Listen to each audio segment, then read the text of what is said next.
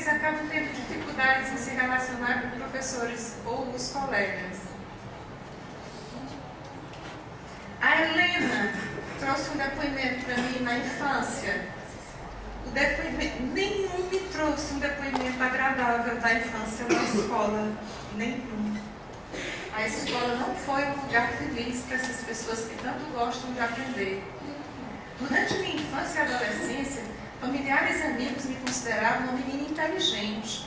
Mamãe ainda hoje se orgulha ao contar que aprendi a ler muito antes de ingressar na escola. Contudo, apesar de sempre ter tido facilidade em aprender os conteúdos, o ambiente escolar me irritava. Lembro com clareza que, aos 8 anos, discuti com a professora. Escutem isso. 8 anos, eu disse, não foi? Lembro com clareza que, aos 8 anos, discuti com a professora que solicitou que fizéssemos um chapéu no jornal em comemoração ao Dia do Soldado. Eu passei por isso.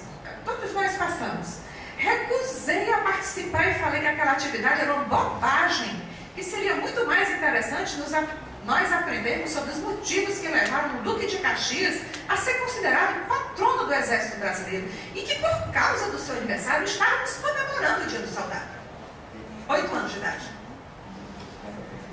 Como resultado, a professora chamou minha mãe para reclamar sobre o meu mau comportamento. A professora não chamou para falar: a sua vida é brilhante, ela tem 8 anos e tem essa compreensão da vida. Ela chamou para reclamar do mau comportamento. E a Helena ficou triste, porque para mim eu não havia sido inconveniente. Eu achei que as outras crianças também estavam incomodadas, mas não queriam falar.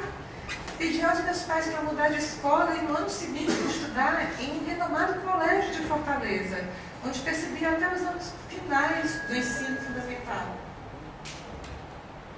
Elisa, quando ela tinha 2 anos, começou a estudar no maternal. Chorou durante 10 meses na entrada da escola. Essa foi a mãe da Elisa que me mandou. Quando eu perguntava o motivo do choro, ela respondia que ia ficar comigo. Falava para ela que ela tinha que estudar, que eu tinha que deixar, eu ia buscar.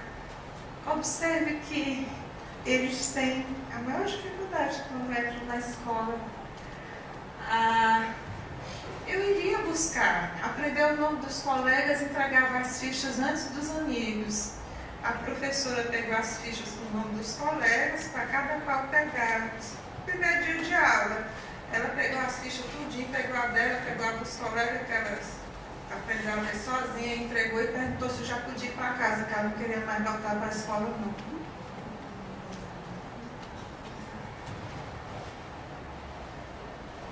Ao final do ano, a direção da escola chamou a mãe para ela pular de série, porque ela aprendia muito rápido. A mãe dizendo: eu não concordei, porque eu não acho salutar pular de série. Ela foi oradora do ABC, aprendeu a ler sem dificuldades e com um vocabulário rico, desprovido de gírias e palavrões. No ensino fundamental, de 1ª a 5ª série, terminaria o ano como a melhor aluna da sala. Ganhou uma bolsa integral, pois as notas eram 10 em todas as disciplinas, mostrou nesse momento uma aptidão para matemática.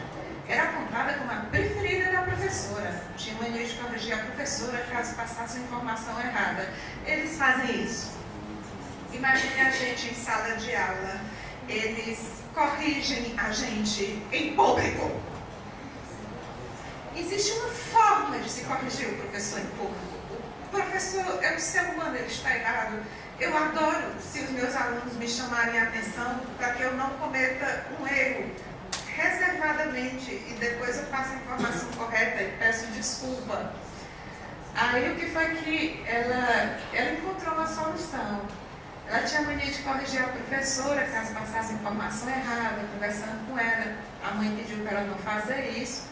Olha a solução que a Lisa encontrou. Ela resolveu da seguinte maneira: se dirigir até a professora e corrigir em voz baixa, que a mãe tinha orientado. Ela pegava a agenda, levava para a professora como se fosse tirar alguma dúvida.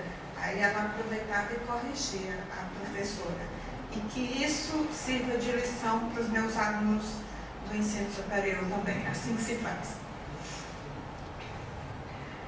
Ela era muito tímida, não fazia amigos com facilidade, observei que ela tinha um mau humor infantil, pouca paciência para responder perguntas. Tão original uma pessoa com altas habilidades. E ouvi a mesma história mais de uma vez. Observei nesse período um forte senso ético. Não furava fila, não jogava lixo na rua, um respeito às normas. Durante o Fundamental 2, gostava de participar do teatro. Achava importante ela participar por conta da timidez. Quis aprender a tocar violão e buscar essa aprendizagem pela internet. Uma característica: independente, apresenta a autonomia de aprender. Eles preferem o trabalho individual.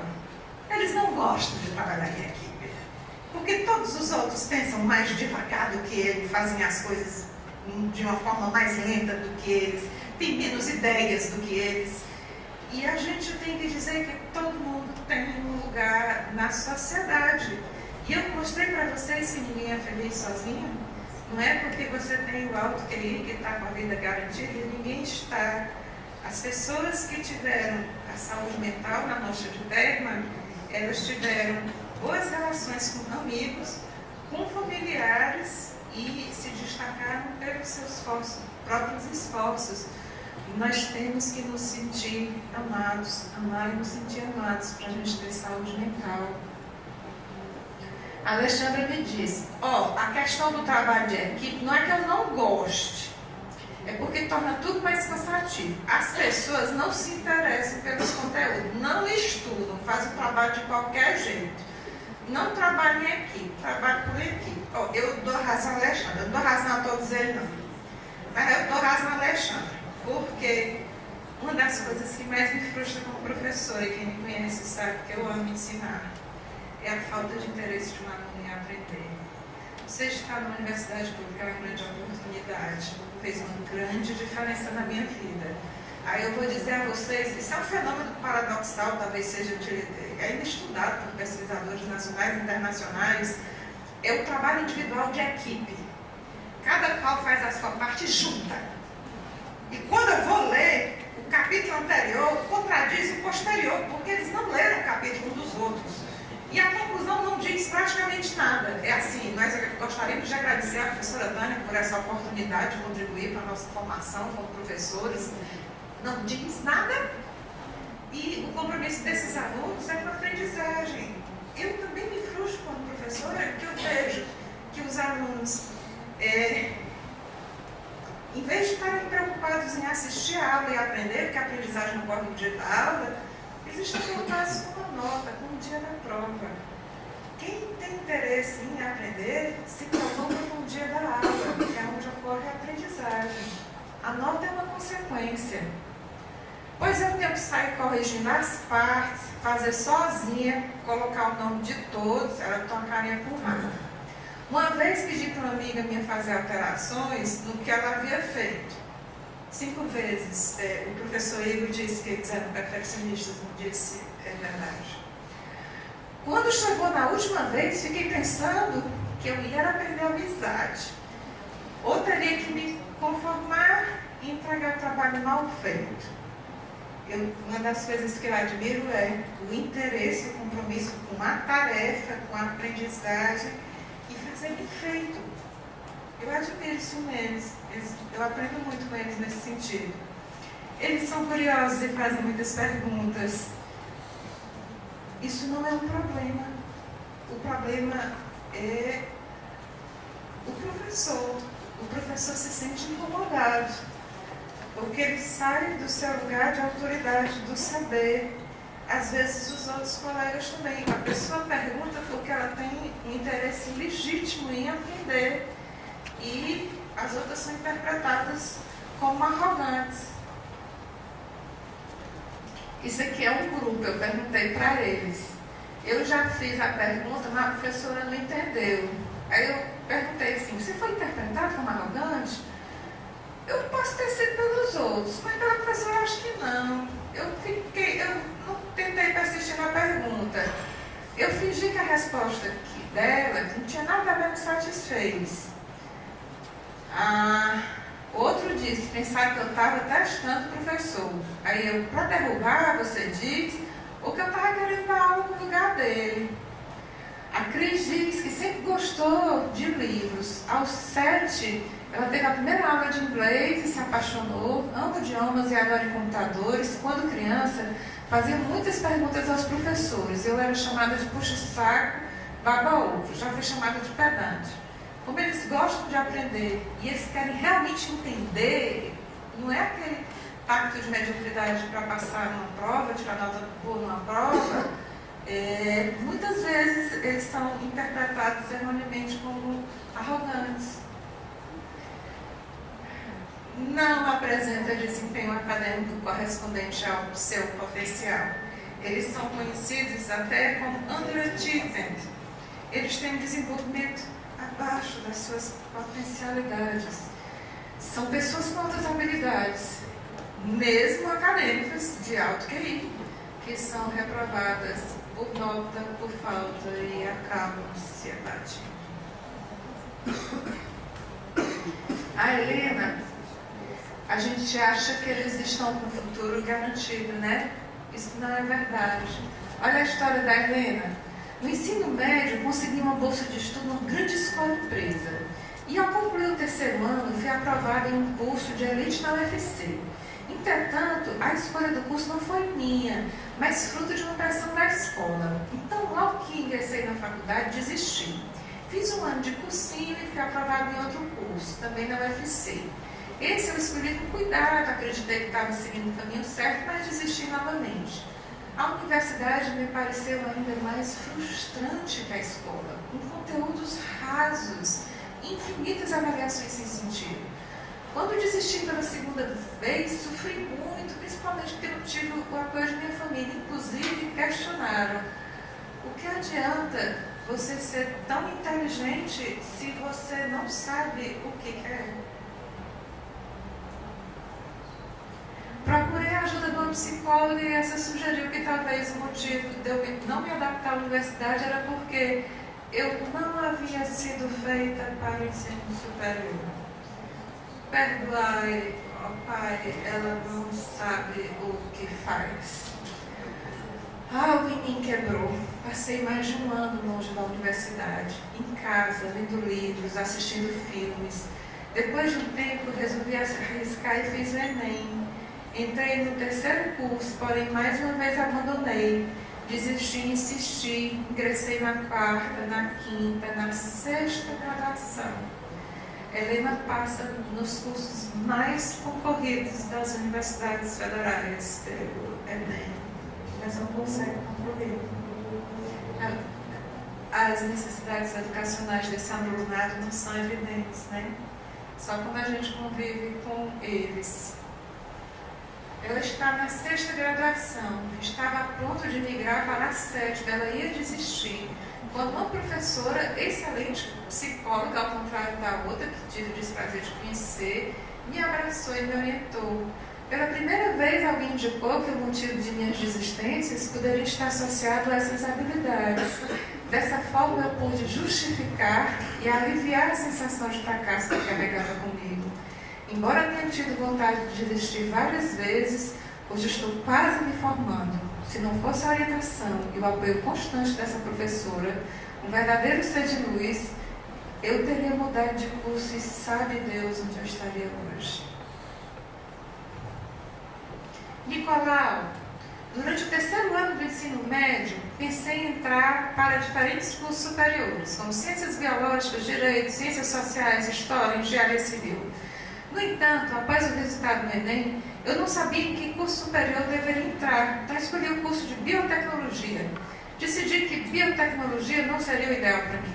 Então, passou-se mais um ano e realizei o Enem novamente.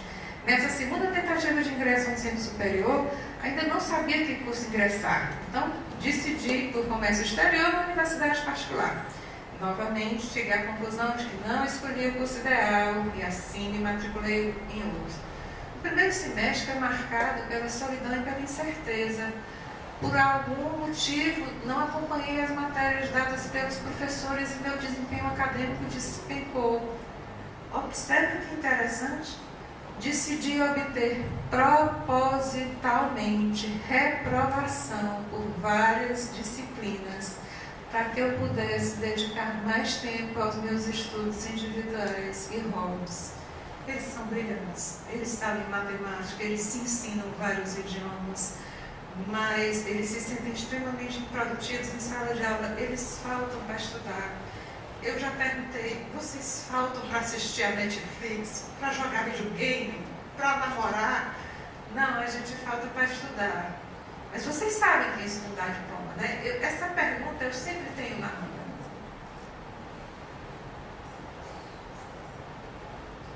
É perfeccionista, estabelece elevados padrões para si mesmos. Todos os que eu peguei são perfeccionistas, todos, sem exceção. Pergunte para um perfeccionista se ele é perfeccionista, ele vai dizer que não, porque sempre falta alguma coisa para ele ser perfeccionista. Nem isso é perfeito para eles. Eles estabelecem padrões tão elevados para si próprios, tão elevados, que eles fazem obras belíssimas. Vocês viram os desenhos da Alexandra quando criança e quando jovem. E eu vou botar meu desenho de florzinha do passarinho da próxima vez. Eu acho bonito, eu tenho autoestima boa, eu sou satisfeita com as minhas produções. Mas eles têm obras belíssimas e quando eu vejo, eles têm uma sensação de insuficiência, fracasso, frustração e raiva. Não corresponde. Eu ficaria felicíssima se eu tivesse uma produção daquela qualidade. Eles acham que não estão bons. Por sinal, está acabando com minha autoestima. Ainda bem que eu sou a filhinha querida do papai, eu vou lá no papai, ele diz o quanto eu sou linda, inteligente, maravilhosa. Aí eu volto assim, tudo que eu faço é muito bonito mesmo, graças a Deus. O Ari estava conversando comigo, uma das pessoas mais brilhantes que eu já tive a oportunidade de conhecer. E ele não fica satisfeito com nada que ele faz, as produções dele são lindas, são extraordinárias, admiráveis. Eu disse para ele que a sua compreensão de si não bate com a realidade. Eu tentei relacionar a um quadro semelhante para buscar uma solução, mas não resolve o problema da incompetência. O Ari é uma das pessoas mais competentes que eu já conheci na vida. Você é incompetente? Aí eu perguntei como psicóloga, então quem quer nada, você tem medo de altura? Em geral, pessoas que exigem demais de si mesmo, elas têm medo de altura, porque elas estabelecem padrões elevados para si. Aí eu entrei, ele disse que tinha, que acha que todos têm pouco, não é a altura que me dá medo, porque ele já viajou, não é de avião. Aí eu disse, não, meu amigo, é só a superdotação. Falta de um sentido realista da sua competência, sobretudo em mulheres. Um sentido de insuficiência que atribui seu sucesso à sorte. Muitas mulheres inteligentes não estão fazendo uso do seu potencial. Há estudos que denominaram uma síndrome do impostor. Eu estou usando um esquema feito pela professora Carla Poene, que também participa do nosso grupo de estudos. Ela foi me orientando de mestrado, doutorado e trabalhou com a educação prisional. Essa síndrome foi introduzida na literatura em 1978, estudou mais de 100 mulheres que, embora apresentassem sucesso acadêmico e profissional, elas se julgavam impostoras. Elas não acreditavam que o sucesso profissional, o processo acadêmico era resultado da competência e da inteligência delas. Elas se acham uma fraude e atribuem a sorte. Mas tem sorte. Que a pessoa passa numa universidade pública concorrida, faz mestrado, faz doutorado, passa num concurso público concorrido, porque teve sorte. Não, eu tive muita sorte. Eu tive ajuda para ser as pessoas corretas. O tema que foi sorteado eu sabia. Existe um limite para a sorte. O nome de tanta sorte é inteligência. Essa aí ninguém, vocês procurem não se expressar facialmente como das outras vezes, mas é mais comum em mulheres, mas homens também tem. Eu vou dizer as frases que as mulheres com síndrome do impostor dizem, nós mulheres, quando elas estão nessa, são muito inteligentes, mas não se permitem reconhecer, mas um problema de autoestima. Foi sorte, não fiz nada demais. Se eu consigo fazer, qualquer pessoa consegue. Eu só estava no lugar certo na hora certa. Qual a probabilidade disso acontecer? Eu sou uma fraude. Alguém me ajudou. Impostores, como eles são? Impostores não desfrutam de seu sucesso. Não possuem um sentido realista da sua própria competência. Não aceitam seus pontos fortes. Têm dificuldade para celebrar as conquistas e viver com alegria. São ansiosos, inseguros e têm medo do fracasso. Acham que os outros superestimam sua inteligência e competência. Todo mundo é bom, menos ele. As pessoas acreditam tanto em mim, as pessoas me acham tão inteligente. Eu já escutei essa frase por mais de uma vez. Eu escutei de 3 pessoas. Eu enganei a todo mundo. Eu vou dizer, você passar num concurso público federal enganando todo mundo, é um mestre de disfarce. Tem sentimentos de culpa por ocuparem o lugar que ocupam. Eles acham que pessoas mais capazes poderiam estar ali. São incapazes de aceitar um feedback positivo. Se você elogiar, a pessoa desconversa. Eles sempre acham que os outros são mais capazes. Mas eles trabalham de uma forma dedicada, buscando a perfeição e atribuem o seu sucesso mais, assim, principalmente às mulheres, a característica feminina, a sociabilidade, não a sua competência. Costumam se martirizar por erros insignificantes. Tem a necessidade de fazer tudo perfeitamente. Eu espero que ninguém tenha se identificado com essa parte.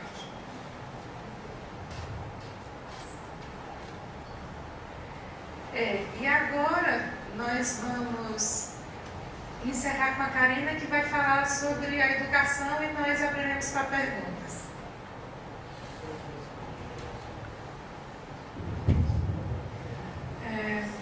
Continuando, essa fala de encerramento, vou retomar algo que eu já falei acerca dessa questão de educação, mas falando especificamente do atendimento dessas pessoas. Eu falei para vocês da LDB, Lei de Diretrizes e Bases da Educação Nacional, que trata acerca dessas direções, dessas orientações sobre esse atendimento educacional. Mas, embora haja, do artigo 58 ao 60, mais 2 parágrafos únicos, uma dedicação exclusiva a esse público, é uma redação ainda muito empobrecida, porque ela deixa algumas coisas implícitas, não traduz bem as demandas desse público. No seu capítulo 5º, fala sobre essa modalidade de educação especial, esse atendimento especializado, ser transversal a todos os níveis de ensino, a todas as modalidades, e a gente vê muita associação da LDB exclusivamente com questões de educação básica. Então seria aí os anos do ensino fundamental e os anos que compreendem o ensino médio. Mas não é exatamente isso. A LDB, ela trata também da educação superior. Embora ela não tenha tantos artigos dedicados a essa questão, porque o nosso ensino superior aqui no país, ele é muito diversificado. Ele é público, privado, você tem os centros universitários, as universidades, as faculdades. Então é muito difícil ter um controle mais específico sobre essa questão do ensino superior. Mas a LDB trata também dessas questões. Falando sobre o atendimento especial do público com altas habilidades e superdotação, a LDB prevê duas circunstâncias. A primeira é a questão do enriquecimento curricular. Esse enriquecimento, ele é muito comum na educação básica e ele acontece também na educação superior de uma forma mais autônoma. Então, esse enriquecimento seria um aprofundamento das áreas de interesse daquele aluno, pode ser um trabalho em grupos de talento, reunir em feiras de ciência, seria um incentivo a mais às áreas que aquele aluno é interessado, que é o chamado enriquecimento curricular. Seria enriquecer o currículo daquele aluno, independentemente do local em que ele esteja. A segunda circunstância é a chamada aceleração de estudos. Eu acho esse nome um grande desserviço a essa parcela populacional, porque quando você fala em aceleração, você tem a noção de que está pulando etapas, de que você está aumentando a velocidade e passando por cima de coisas que seriam importantes, relevantes para o aprendizado daquela pessoa. Mas, na verdade, essa aceleração é também chamada de compactação de estudos, que significa dizer que a qualidade daquele ensino é mantida, a qualidade daquele desenvolvimento, daquela aprendizagem é mantida, o currículo ele não deixa nada de fora, porém a pessoa pode fazer isso em um período mais reduzido do que as demais pessoas convencionalmente fazem. A LDB prevê que essa aceleração, a nível de educação básica, né, principalmente, ela só pode ocorrer durante 2 anos. Ou seja, se você for um aluno do primeiro ano, você pode solicitar uma aceleração, uma compactação de estudos, quando necessário, para a série seguinte, para o segundo ano. E no máximo até o 3º ano. Depois disso, ainda que seja necessário, você não vai poder legalmente fazer isso. E a nível de ensino superior, há alguns casos muito curiosos. Como essa redação da LDB, ela não é muito rica, não nos fornece um fomento, um arcabouço teórico muito grande, essa questão do ensino superior passa desapercebida e, como eu falei, o enriquecimento, essas atividades extracurriculares, né, normalmente, elas podem acontecer de uma maneira individual e autônoma na universidade. Você pode se envolver com grupos de pesquisa, grupos de estudo, de extensão, então ela acontece mais facilmente. Porém, a questão da aceleração, ela é muito pouco discutida. Quando ela acontece, são casos tão raros que eles são assim manchete do jornal o Globo, por exemplo. Essa semana eu estava acompanhando um caso de um aluno que ele foi aprovado na universidade quando ainda estava no primeiro ano do ensino médio. Por causa da nossa atual legislação, ele não tinha nem idade, nem concluído o estudo necessário para poder ingressar na universidade, ainda que tivesse sido aprovado por meio do Exame Nacional do Ensino Médio, ou seja, uma questão muito mais burocrática. Então, foi um caso excepcional que ele teve que buscar as instâncias judiciais para conseguir algo que deveria acontecer naturalmente, automaticamente. Nós não deveríamos requerer esforços a mais para isso acontecer. Então, ele, ao mesmo tempo que cursava o ensino médio, cursa, na verdade, o ensino médio, ele também frequenta as aulas na faculdade. Então, esses casos, eles são tão raros de acontecer e acontecem por forças individuais que acabam ganhando grande repercussão. Quando a gente vê, por exemplo, manchetes de crianças, adolescentes que concluíram os estudos muito cedo, né, ingressaram no ensino superior de uma maneira muito tenra, pode ter certeza que esses casos não acontecem aqui no Brasil. O que a gente tem é um extremo oposto disso. Há pessoas que necessitam fazer essa compactação de estudos, independentemente do nível de ensino que elas se apresentem, mas não podem porque são impedidas por parâmetros burocráticos. Então, essa questão da educação, desse atendimento educacional especializado, é basicamente isso. Existe muito pouca letra de lei sobre isso, e as que existem geram mais dúvidas do que acesso. Então, esse atendimento educacional, a nível de inclusão, não cumpre a sua missão social. Essa missão social acaba sendo deturpada porque o aluno ele não tem o direito à educação, propriamente dito, porque ele não tem o direito a aprender. Então, essa inclusão também acontece de uma forma totalmente desvirtuada, acontece muito mais uma integração, uma escolarização, e é por isso que esse assunto, principalmente relacionado à questão de políticas públicas, ele é de bastante relevância, de bastante importância, essa discussão, porque simplesmente nós não temos muita teoria a respeito disso.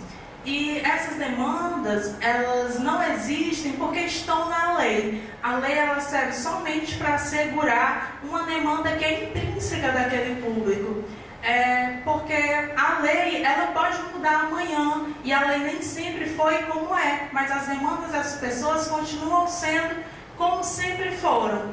Então a lei pode mudar amanhã, né, até mesmo fazer um processo de regresso, e essas pessoas continuarão tendo essas necessidades educacionais especiais. E basicamente é isso, a questão da educação, e vou retomar a palavra agora para a professora Tânia.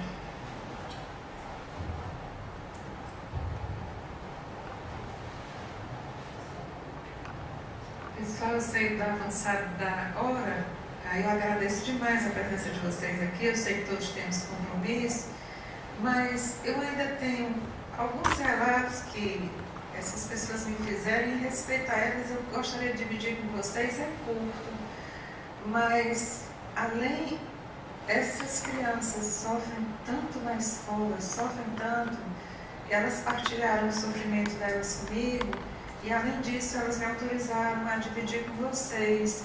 É rápido, poderia apresentar?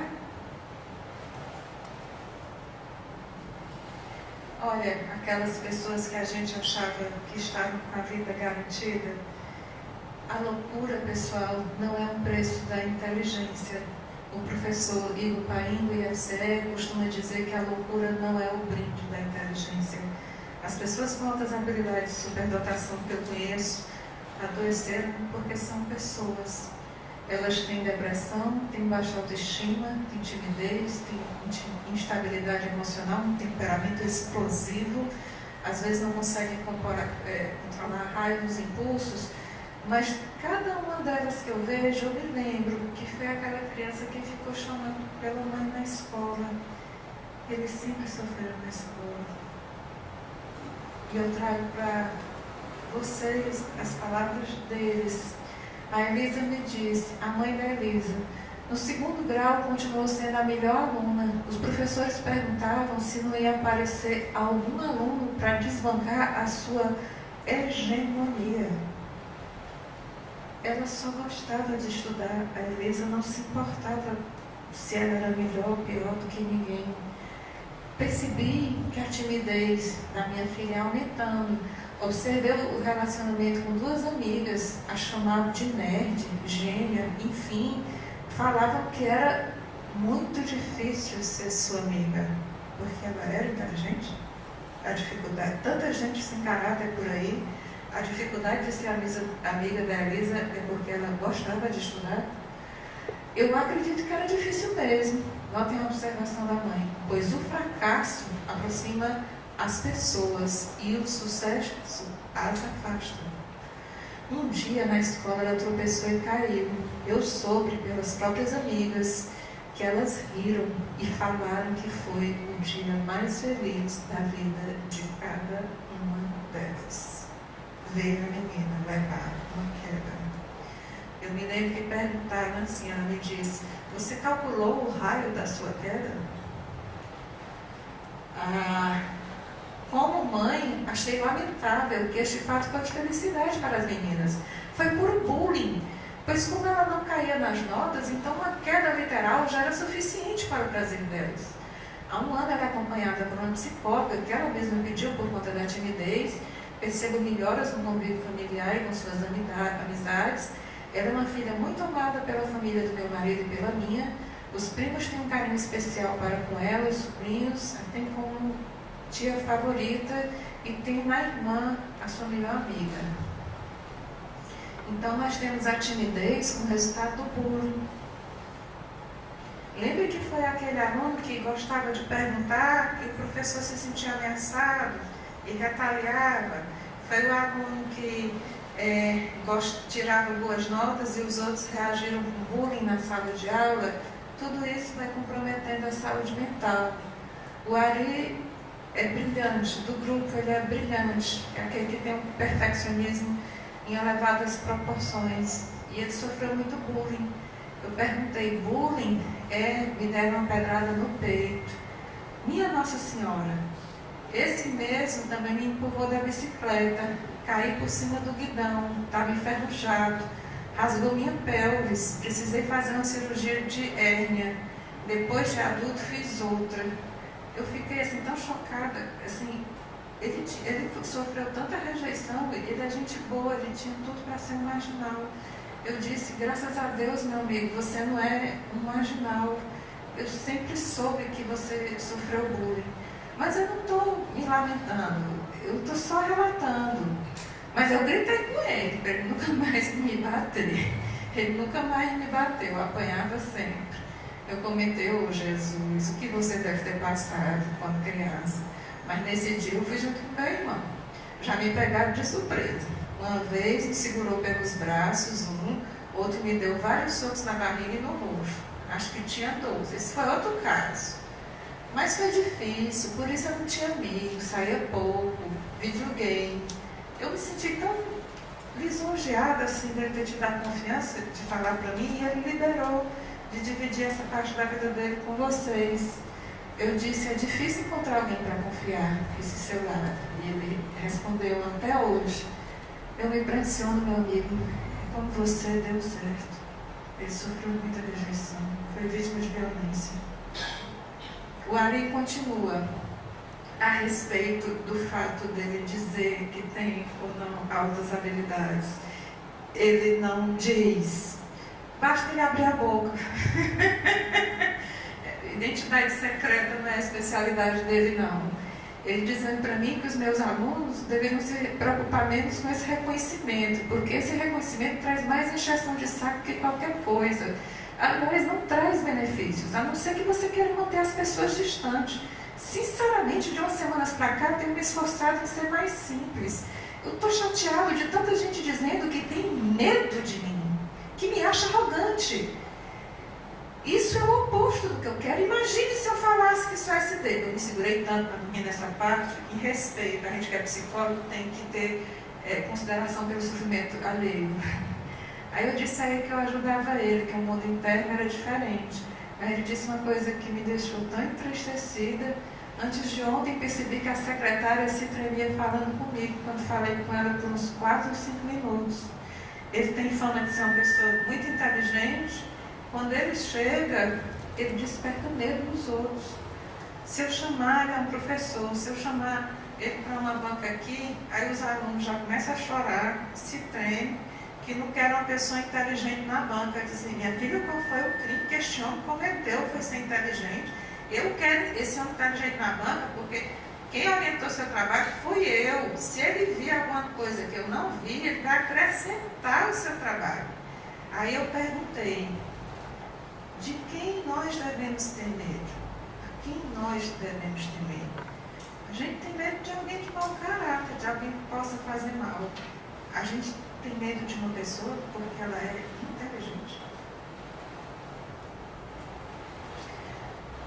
A loucura é o preço da inteligência? Não, pessoal. Eles não são tão inteligentes que ficaram doidos. Eles sofreram bullying. Eles adoeceram porque nós não temos uma sociedade inclusiva, nós temos uma sociedade excludente que rejeita a diferença. O bullying são comportamentos agressivos intencionais e repetitivos praticados por um estudante contra o outro que causam sofrimento e angústia nas vítimas. Pode ser direto por agressões físicas e verbais, podem ser direto por indiferença, difamação e isolamento. Eu trouxe essa citação, as crianças portadoras de deficiência física e de necessidades educacionais especiais correm riscos maiores de se tornarem vítimas de bullying, riscos estes 2 vezes maiores dos que as crianças consideradas normais. Eu resolvi ampliar. As pessoas com deficiência, pelo contato que eu tenho com alguns estudiosos, as pessoas do transtorno do espectro autista, e pela experiência que eu tenho com meus alunos, os alunos com altas habilidades de superdotação. Então, na verdade, todo o público-alvo da educação especial é um público de risco para o bullying.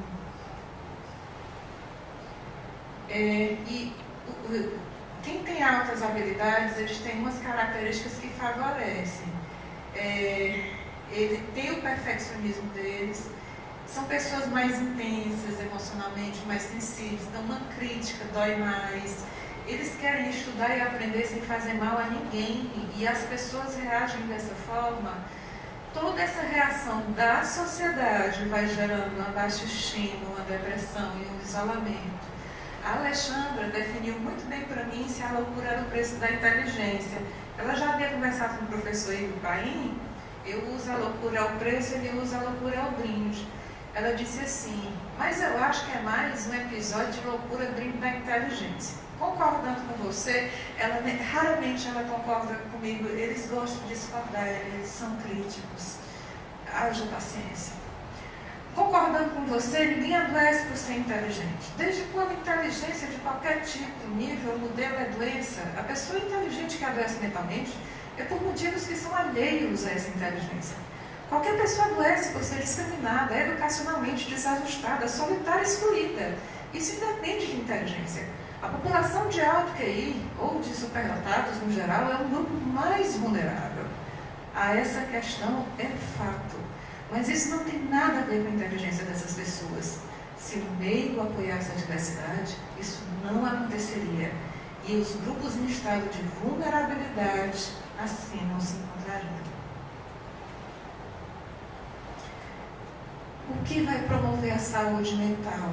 Os que tiveram sucesso pessoal e profissional tiveram bom ambiente familiar, uma boa relação com o ambiente acadêmico, os professores estimularam, aceitaram, desafiaram, deram um encaminhamento, e a relação com os pares. É fundamental que eles convivam com pessoas que também tenham altas habilidades, porque eles podem contar aquelas piadas que só eles acham engraçadas. Eu me sinto a Penny do The Big Bang Theory, eles contam as piadas morrendo de rir. Eu digo, eu já conhecia essa, eu só não entendi nada. Eu não entendo assim metade do que eles falam, é muita cultura na minha cabeça. Eles tiveram um bom ambiente familiar, um bom ambiente acadêmico, eles precisam conviver com pessoas como eles para terem saúde mental, porque eles finalmente podem deixar de usar máscaras e serem quem eles são. Aí eu trouxe uma mãe com a filhinha, eu já vi uma mãe dizendo isso, ela dizendo, você é tão amadurecida que eu vivo me esquecendo que você é só uma criança. As crianças precisam brincar, os adolescentes precisam sair, precisam namorar. Os alunos daqui estão na faixa etária dos 20, aí diz assim, eu vou viver para estudar. Diz assim, mas olha, é o sonho de toda mãe. Você vai morrer velha, encalhada e cuidando de gato, porque eles têm uma história de gostar de gato. Existem umas pesquisas a respeito, é um negócio que até hoje eu não entendi.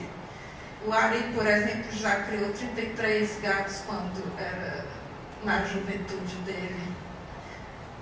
E eu termino com a frase da Eunice Soriano, que muitos dos problemas que se observam entre alunos que se destacam têm a ver com o desestímulo e a frustração sentidos por eles, diante de um programa acadêmico que prima pela repetição e monotonia, e também por um clima psicológico em sala de aula pouco favorável à expressão do potencial.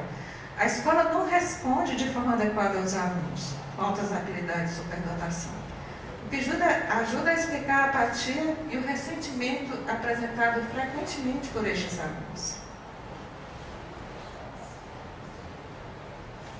Essa fase da professora Eunice Soriano Alencar, ela é uma grande estudiosa da área de Brasília, e eu acho que representa isso. Eu vou utilizar o paradigma social da deficiência e aplicar para os alunos com altas habilidades de superdotação. O problema nunca foi a inteligência deles, nunca foi. O problema nunca foi com eles, o problema foi com a sociedade. Por que a sociedade não soube lidar com a diferença deles?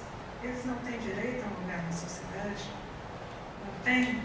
Se a sociedade fosse inclusiva, não haveria problema nenhum com o público-alvo da educação especial, as pessoas com deficiência, com transtorno do espectro do autismo, ou as pessoas com altas habilidades, superdotação. O que nós precisamos é de uma sociedade inclusiva, e a educação tem que fazer alguma coisa, porque essas mentes brilhantes não gostam, geralmente não gostam das instituições de ensino. O que nós fazemos na escola e na universidade, esses alunos que tanto gostam de aprender, não gostam dessas instituições que seriam o suposto lugar do saber. Eu já havia feito um agradecimento no início, mas gostaria de fazer ao final, o professor Rafael, que é o nosso estatístico.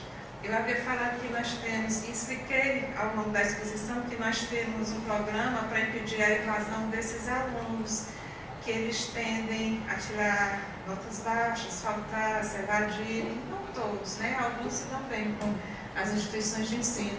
E o professor Rafael tem trabalhado ativamente com a gente e tornado isso possível. E eu gostaria bastante de agradecer da nossa equipe. Nós temos um grupo de estudos na Secretaria de Altas Habilidades. Agora nós estamos só com a equipe profissional, porque a gente está tentando dar uma assistência a esses alunos, elaborar uma assistência, uma forma de identificação e aprendimento. Mas esse grupo, ele é aberto de 6 em 6 meses. Às vezes ele é fechado para a equipe de profissionais, às vezes ele é aberto para qualquer aluno, professor que se interessar, qualquer um que quer estar com a gente, que possa aprender, discutir, apresentar algo sobre a temática. Queria demais agradecer ao Projeto Casa por essa oportunidade. Queria demais agradecer a Karina por essa oportunidade. E a gente, se alguém gostar, nós estamos à disposição para perguntas, eu e a Karina.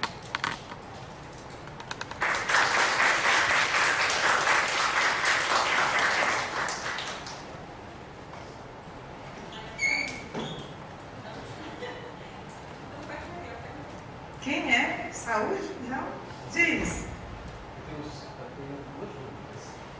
Só duas? Você é um homem feliz. Eu tenho várias. A primeira, eu queria saber se tem alguma relação, pode até ter da comorbidade, mas entre as altas habilidades e o TDAH. Pelo que eu percebi, eles estão muito próximos. Algumas atitudes, algumas situações, elas são bem parecidas. Como é que é visto essa questão das altas habilidades do TDAH? Eu vou começar, eu passo para ti, Karina. Eu mostrei no início o vídeo do Ricardo Oliveira. O raio pode bater 2 vezes na mesma árvore. Você pode ter transtorno de déficit de atenção e hiperatividade, altas habilidades. Você pode ter autismo e altas habilidades. Você pode ter deficiência física e altas habilidades. Pode acontecer. Mas os estudos, hoje se chama dupla excepcionalidade, e em Brasília os estudos que mais acontecem são associados a pessoas com altas habilidades e hiperatividade, com altas habilidades e uma versão leve do autismo, que a gente costumava chamar de Asperger. Mas eu sou psicóloga da área de avaliação psicológica. É difícil fazer esse diagnóstico numa pessoa com altas habilidades. Eu vou dizer por quê. Eu consegui um livro, depois de 22 anos de formada, que eu procuro isso aí. Eu consegui como fazer um diagnóstico diferencial. Eles têm um nível de energia mental tão grande, muitos dormem pouquíssimo, de meia-noite às 5 horas da manhã, não dormem depois do almoço. É um ritmo frenético, eles não param, não são todos. Mas tem uns que têm um excesso de energia mental e são muitas ideias e fazem muitas coisas ao mesmo tempo que eu fico cansada da pessoa falar o que ela faz. Aí eu li um livro recentemente da Nilce Soriano e ela deu uma dica que a pessoa com altas habilidades ela tem esse elevado nível de energia mental, mas ela termina seus projetos. O hiperativo com déficit de atenção, não. Eu gostei dessa dica dela, eu procurei só 22 anos essa resposta. O que eu tenho a acrescentar, basicamente, seria uma concordância com o que a professora Tânia falou, e também que há características incomuns, mas não necessariamente são suficientes para fechar um diagnóstico. Então, é que nem a relação da ansiedade e do transtorno de ansiedade. Ansiedade todo mundo tem e é algo positivo, benéfico, né? Mas quando essa ansiedade, ou em frequência ou em intensidade, ela é deturpada e fora do que é convencional, fora do que é presente na maioria das pessoas, aí pode ser que a gente esteja falando de um transtorno de ansiedade. Então, esses alunos, via de regra, eles têm um alto nível de funcionamento mental, uma atividade psíquica muito intensa. Então, muitas vezes, além dessa questão da dupla excepcionalidade, é comum que as pessoas confundam as duas condições. Mas, estatisticamente falando, a presença do TDAH junto desse público é a mesma frequência do que no restante da população. Então, o raio caiu 2 vezes no mesmo lugar, né? A outra dúvida? A outra seria, em termos de estudo, em termos de contribuição, como é que a universidade, quando eu digo a universidade, em termos de realmente de produção de trabalho, de colaboração para uma melhor efetivação dos cuidados e etc., como é que a universidade ela tem feito essa contribuição? Como é que a UA, vamos até Eu entendi. Eu vou dizer a você, felizes os que chegam na universidade. Lembre-se que eles costumam se evadir na escola, mas a Secretaria de Acessibilidade, ela tem tido bastante preocupação e sensibilidade em relação a esse alunado. Nós estamos desenvolvendo estudos para formar, como esse de agora, esse momento de formação, para estudar grupos de estudo. Nós estamos desenvolvendo, junto ao professor Rafael, que é estatístico, métodos de identificação, e nós vamos elaborar propostas de atendimento. Mas eu queria te dizer uma coisa, esse estudo é inédito, essa ação é inédita no país, né, Karina? Porque em Brasília eles têm 40 anos de experiência com atendimento desse alunado na educação básica. No ensino superior, não.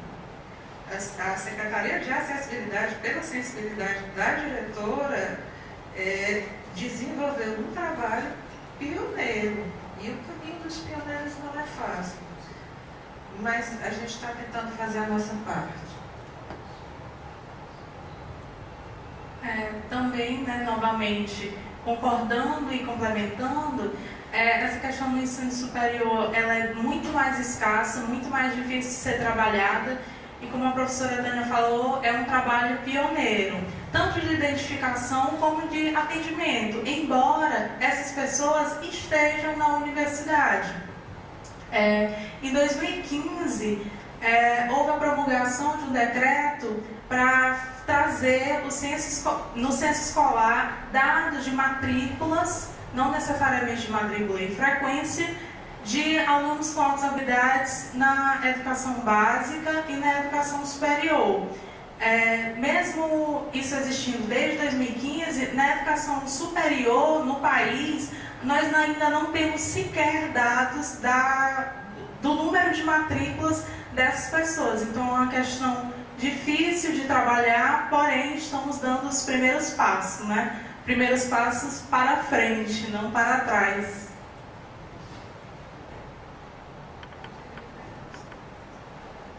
Alguém gostaria de fazer mais alguma pergunta? Teria alguma dúvida? Sim.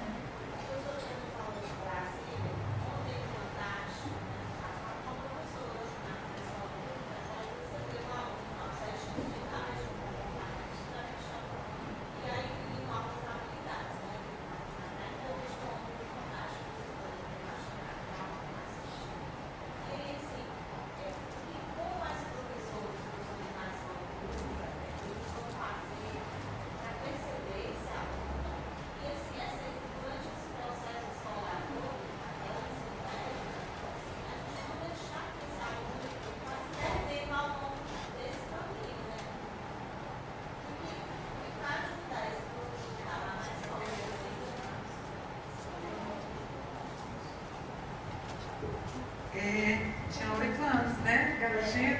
Você sabe qual foi a maior sorte dele? Está no Distrito Federal.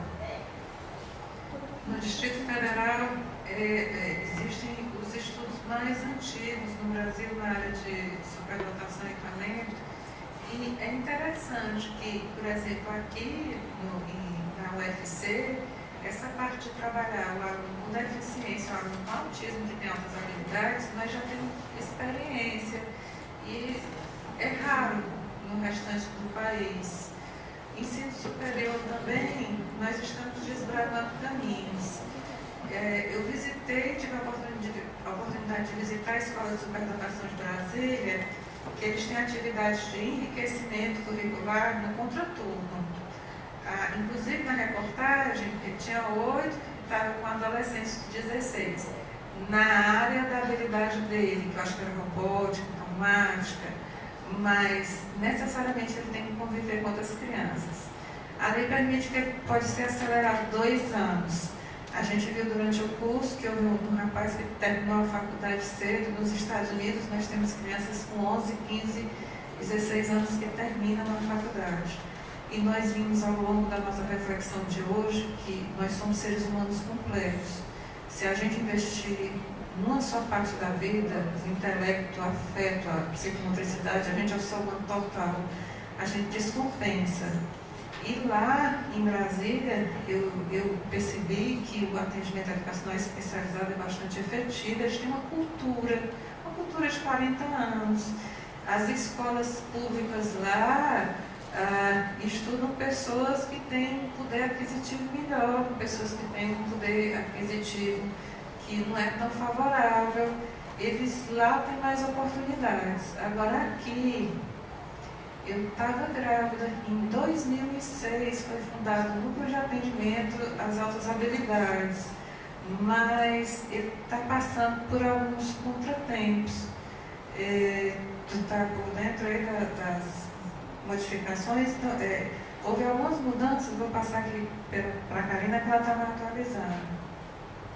Eu vi essa reportagem ao vivo, raramente eu assisto televisão, mas por acaso eu estava na sala na hora e assisti, achei uma grande coincidência esse assunto ser abordado, e hoje nós estamos falando sobre ele aqui hoje, algo que via de regra não acontece.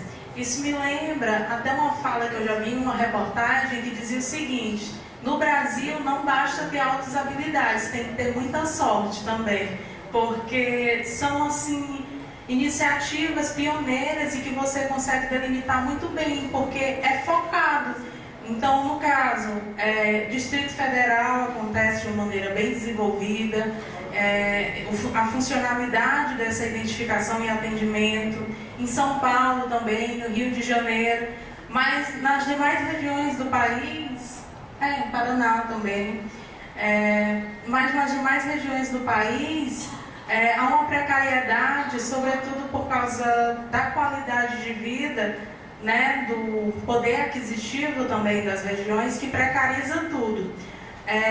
Essa questão da fundação dos núcleos de altas habilidades superdotação, ela aconteceu em 2006, foi fomentada, né, pela LDB, por várias notas técnicas do MEC, mas que funciona assim, foi algo basicamente natimorto, ou seja, o seu primeiro suspiro foi também o último, porque aqui no Ceará, esse NAAS, ele foi aglutinado junto com o CREAS e há poucos recursos destinados a isso. Então, questão institucional, aqui no Ceará existem algumas iniciativas acadêmicas, mas que são tão remotas que é capaz de você conseguir contar nos dedos.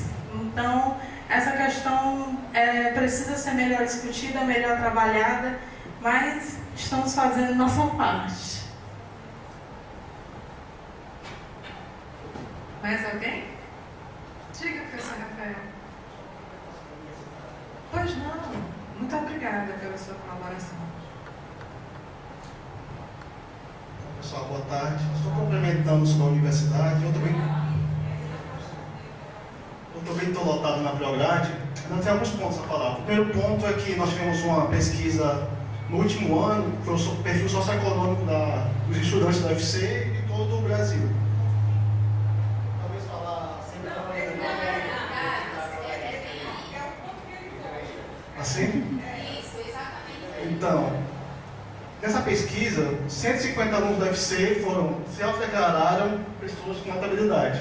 Ela não foi divulgada ainda, nós estamos, digamos assim, confirmando os dados, mas com certeza são bem mais que isso, mas somente 50 pessoas confirmaram. Outra coisa, não pude participar aqui antes, porque nós estávamos na Prograde tentando elaborar aproveitamento de estudos, uma nova portaria e também uma resolução sobre a abreviação de estudo, que vai tentar, junto com a sua Tânia e com a Karina também, tentar identificar como é que eu posso fazer abreviamento de estudo para pessoas com altas habilidades.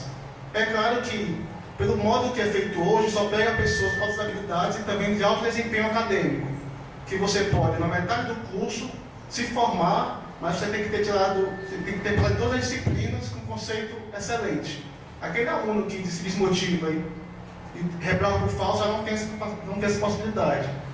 Então é algo difícil, então nós estamos na Prograde hoje tentando escrever essa resolução de abreviação de estudo que possa de algum modo, digamos assim, acolher o aluno com altas habilidades.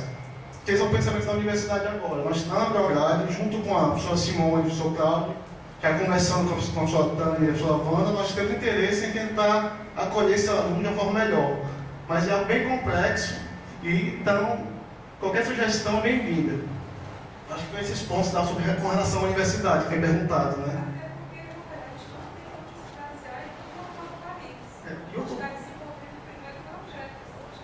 Outro ponto também é que o aluno com as habilidades costumam ficar sem interesse e reprovar por falta. Então o professor poderia simplesmente aplicar uma prova, mas como é que eu vou fazer isso? É para todos? Como é que vai ter um diagnóstico? Qual vai ter uma avaliação? Então é um pouco mais complexo do que isso. Mas a universidade está muito empenhada em fazer isso.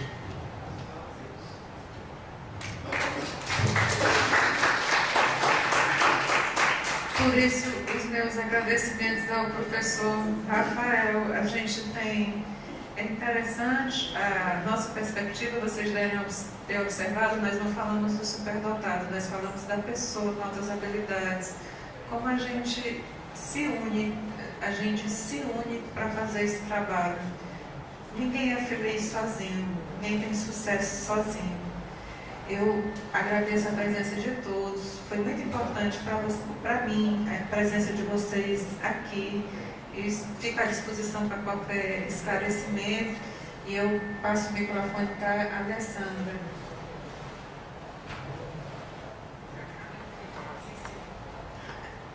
Alguém ainda quer fazer mais alguma pergunta? Aqui? Ok.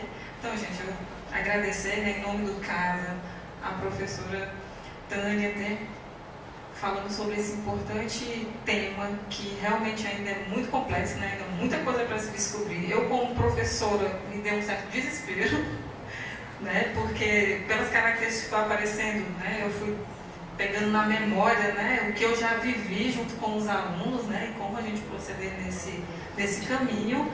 Mas é isso, né, é uma descoberta. A Karina aqui também ajudando, bacana que a mãe, né, veio comparecer para a gente poder fazer essa troca de informações. E agradeço a presença de vocês até esse horário.